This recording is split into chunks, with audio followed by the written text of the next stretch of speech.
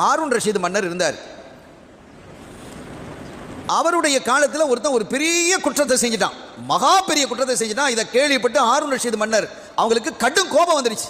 இவனை எங்கிட்ட கொண்டு வந்துடணும், நான் தண்டிப்பேன் இவனை, நான் எங்க இருந்தாலும் சரி கொண்டு வந்துடணும்ட்டாங்க. அதுக்குள்ள ஹஜ்ஜுடைய காலம் வந்து ஹாரூன் ரஷீத் மன்னர் ஹஜ்ஜுக்கு புறப்பட்டு போயிட்டார். போகும்போது சொன்னாரு, நான் ஹஜ்ஜில் இருந்தாலும் கொண்டு வரணும், நான் மினாவில் இருந்தாலும் மக்காவில் இருந்தாலும் மதீனாவில் இருந்தாலும் அரஃபாவில் இருந்தாலும் எங்க இருந்தாலும் சரி அவனை கொண்டு வந்துடணும்னு சொல்லிட்டு போயிட்டாங்க.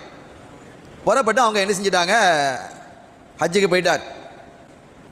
இந்த கல்லை மாட்டிக்கிட்டான். அவனை அழைத்து கொண்டு வரப்படுகிறது. எங்க அழைத்து கொண்டு வரப்படுகிறன்னா அவங்க எல்லாரும் அரஃபாவுக்கு புறப்பட்டு இருக்கிறாங்க.